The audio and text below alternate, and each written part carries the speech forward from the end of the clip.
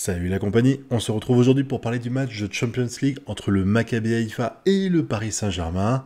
Un Paris Saint-Germain qui avait déjà gagné le premier match face à la Juventus, et on s'était dit, enfin moi en tout cas je m'étais dit, que le Maccabi Haïfa, alors ce serait manquer de respect de dire que ce serait une promenade de santé, mais des trois équipes que va affronter Paris, c'était sans doute la moins dangereuse si je puis dire, et j'ai pu me rendre compte ce soir que j'avais tort, parce que ce serait facile de dire que c'est la faute du Paris Saint-Germain s'ils ont galéré, s'ils sont mis le premier, enfin s'ils se sont pris le premier but.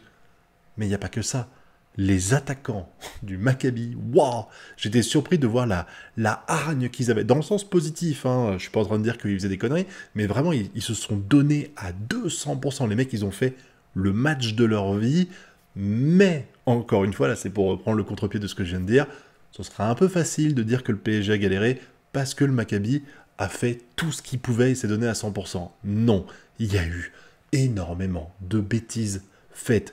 Et même dès les premières minutes, quand tu vois Donnarumma qui essaye de refaire ce qu'il a fait face à Benzema contre le Real Madrid, oh mais non, quand tu vois le but qu'on se prend sur un 1-2 en défense, c'est Ramos qui se dit, bah tiens, on va passer, on va faire un 1-2 avec Verratti, ça me paraît être le bon endroit au rond central, pas au rond central, mais au niveau, il part du point de pénalty, putain, il part du point de pénalty, c'est quand même hyper dangereux, même si la faute en incombe à Verratti qui rate complètement sa relance, mais c'était pas du tout la bonne solution de faire ça. Et je pense que l'erreur principale de ce match, c'est l'état d'esprit qu'on a retrouvé, celui des années précédentes, celui du Paris Saint-Germain qui nous faisait peur, et qui nous inquiétait, avec un Paris qui est découpé en deux. Et c'était rigolo parce que d'habitude on dit souvent que le Paris Saint-Germain, enfin l'an dernier, qui était divisé en deux blocs. T'as un bloc avec les milieux, les défenseurs et le gardien, et un bloc avec les trois attaquants devant. Et ben là, ce qui était rigolo, enfin rigolo, faut le dire vite, c'est que ce bloc-là, il a existé à nouveau, le retour du bloc, sauf qu'il a un petit peu changé. Cette fois-ci, de temps en temps, c'était les attaquants et les milieux de terrain qui formaient un bloc, et t'avais les défenseurs et le gardien qui étaient tout seuls. Et l'attaque que le Maccabi Haïfa fait à 1-0, là, on a les trois défenseurs qui reculent, les milieux de terrain qui sont tous derrière les attaquants, enfin derrière les joueurs, donc ce qui fait qu'eux, ils doivent cavaler pour rattraper, quoi. Et du coup, les défenseurs prennent une décision de merde.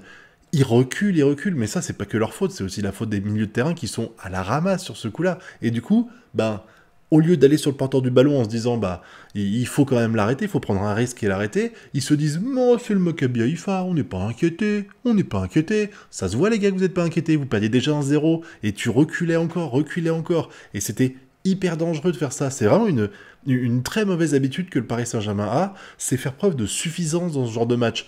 Pareil, les trois attaquants, on avait loué le fait qu'ils bougeaient beaucoup, qu'ils faisaient des replis défensifs et tout. Là, en dehors de Neymar, j'en ai pas vu des masses, hein. C'est à peu près le seul joueur qui a essayé de faire un effort. Et encore, c'était pour compenser toutes les merdes qu'il a fait, parce que même s'il a mis son but, même s'il a fait des trucs bien de temps en temps, ses coups francs dans le vide, le corner qui dépasse même pas la ligne blanche à aucun moment, enfin, il tire un corner, il arrive même pas jusqu'au premier poteau, c'est par en 6 mètres, c'était vraiment très très très moyen, que ce soit Neymar, Messi ou Mbappé, on a beau avoir planté 3 buts, et je crois qu'ils en ont planté un chacun, si je dis pas de conneries, ça n'empêche que, leur niveau était nul à chier ce soir. Leur niveau était nul à chier. Énormément de déchets. On pourrait parler du premier but qu'on a marqué, qui est un coup de bol. En fait, c'est une petite performance personnelle de la part d'Mbappé qui passe un joueur. Il fait un centre foireux qui est contré. Le contre arrive dans les pieds de Messi, qui est à 1,50 m du but et qui fait jouer, j'ai envie de dire, tout son talent pour faire en sorte de ne pas tirer sur le gardien de but et la mettre. Voilà, donc il a mis un but, super, on a rattrapé un 1. Mais c'est vrai que c'était quand même une bonne chose, parce que j'ai été inquiété. Quand je vois, en général, dès que le Paris Saint-Germain est un petit peu en difficulté, c'est fini. Là, ça a été le cas. La Juve, quand il y a eu le but marqué par la Juve, on était à 2 doigts du 3-0, on l'a pas mis, eux, ils enchaînent directement avec 2-1, et là, t'as senti un Paris Saint-Germain fébrile. Comme en finale face au Bayern, comme face au Real l'an dernier. C'était la même chose, la peur de perdre, c'est un sentiment qui est ancré en eux. J'ai l'impression qu'ils ont tellement de pression sur ce genre de match-là, que dès que ça se passe pas exactement comme prévu, ils s'effondrent.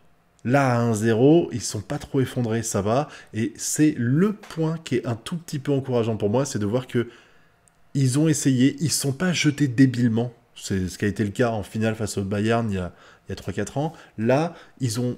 après, c'était Bayern, là, c'était Maccabi Haïfa, sans vouloir manquer de respect, voilà, mais ça fait quand même plaisir de voir une équipe du Paris Saint-Germain qui ne s'effondre pas et qui tente, et puis qui finit par en planter 3. Le premier, comme j'ai dit, assez médiocre. Le deuxième, beaucoup mieux construit, c'est sympa. Le troisième, ça va aussi. Mais c'est vrai que ce qu'on a vu là, c'était très inquiétant. Le niveau des joueurs était vraiment médiocre dans tous les compartiments de jeu. Vraiment, on a gagné parce qu'individuellement, on avait des très bons joueurs qui ont fait la différence. Le collectif a été complètement inexistant.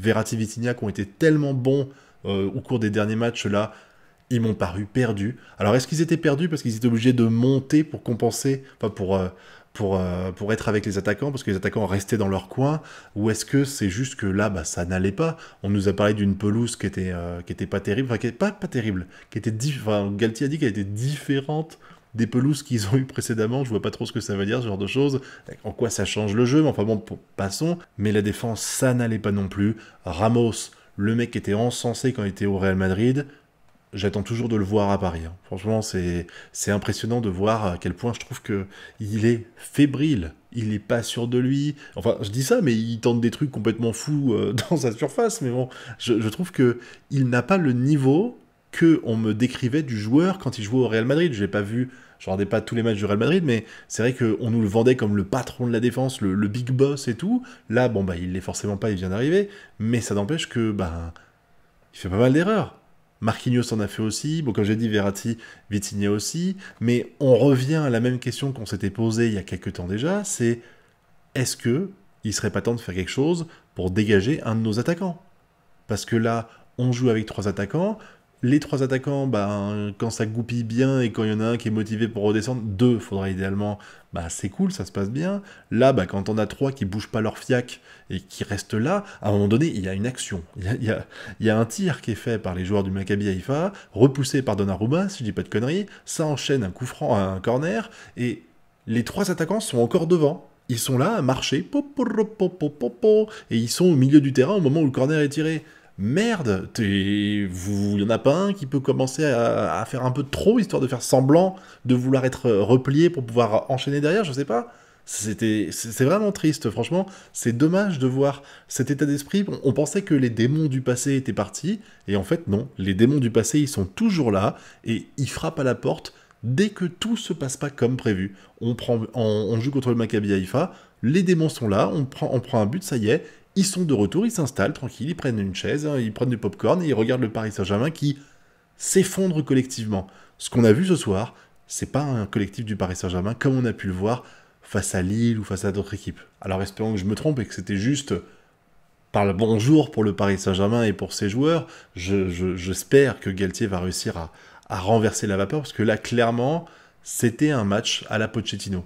Vous savez, les matchs où, en fait, les joueurs, on les pose sur le terrain, et puis ils font un peu ce qu'ils veulent, et Pochettino, il restait sur le banc à regarder son téléphone portable pour voir s'il n'avait pas des mails, et c'était absolument tout ce qui se passait dans le match. C'était tellement triste de voir ça, et là, Galtier, par contre, il a l'air de se défoncer. Comme j'ai dit, il y avait un bloc qui était vraiment tellement différent, il y avait 3 attaquants devant, et je crois qu'à un moment donné, il demande à Mbappé, en fin de match, de refaire un repli vers le milieu de terrain pour les aider. C'est fou d'être obligé de demander ça. Enfin, je trouve ça incroyable. Tu fais quand même un petit effort pour essayer de reconstruire le jeu. Et c'est vrai que pour ça, il y avait quasiment que Messi qui le faisait. C'est vraiment dommage. Et j'espère que ça va être corrigé dans les matchs à venir, parce que là, si tu veux gagner la Champions League, tu peux pas gagner avec des matchs comme ça. Après, comme j'ai dit, ça peut être un match 100, comme on dit. Hein, ça arrive, hein, même aux meilleures équipes, hein, de se foirer complètement. Là, le foirage, faut quand même le tempérer, c'était pas non plus la crise. On finit quand même par gagner 3-1, ce qui est pas du tout représentatif du niveau du Paris Saint-Germain sur ce match, mais ça n'empêche que la victoire est là, on a les 3 points, l'essentiel c'est les 3 points comme on dit, mais c'est aussi de se rassurer pour la suite du championnat et de la saison en elle-même, parce que il y a beaucoup de matchs qui vont s'enchaîner, donc j'espère qu'à l'avenir, le Paris Saint-Germain nous montrera un meilleur visage, celui qu'on a vu en début de saison en championnat, hein, je veux le revoir, je veux revoir du Neymar qui déroule comme ça a été le cas, je crois que j'ai jamais vu un début de saison aussi exceptionnel pour Neymar, un Messi qui fait les caviars à Mbappé, un duo Vitinha-Verratti qui est enfin le duo qu'on attendait en milieu de terrain pour sauver les meubles de ce qui s'est passé les saisons précédentes. Voilà, c'est ce qu'on veut pour la suite, alors prions pour qu'on ait ça dans les prochains matchs. En attendant, je compte sur vous pour me donner votre avis sur tout ça dans la zone commentaire. Nous, on se retrouve très bientôt pour de prochaines vidéos. Et d'ici là, je vous souhaite de bien kiffer. Tchuss!